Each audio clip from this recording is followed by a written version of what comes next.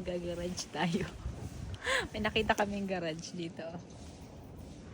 Tara, pasukin natin. Doorbell muna tayo. Mayroon silang ano, mayroon silang for sale na, Ding dong! anong tawag Ayan. dito, refrigerator. May mga furniture din silang binibenta o katulad niyan, TV rack siya, mi. Saktong-sakto kasi naghahanap ako ng ganyan.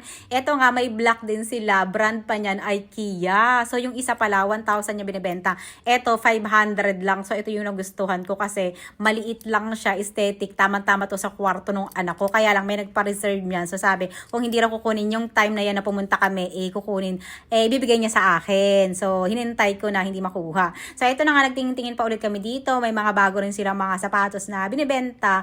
Kaya lang, medyo may pagka-price. Ito hindi ko alam para saan yan. Parang oxygen. Tapos ito rin, merong pang matanda na pang walkie siguro. Ito meron din silang pang mega box, nalagay ng mga dishes. Ayun. Tapos maraming mga sapatos. Ito mga pre-love na yan. Dito nga lang pala yan sa loob ng subdivision namin. May mga nagpapagarage na naman dito. May kasi nga January, di ba, nagdi-dispose sila ng mga gamit. So, ito, pang keychain. So, ito na nga, umuwi na kami.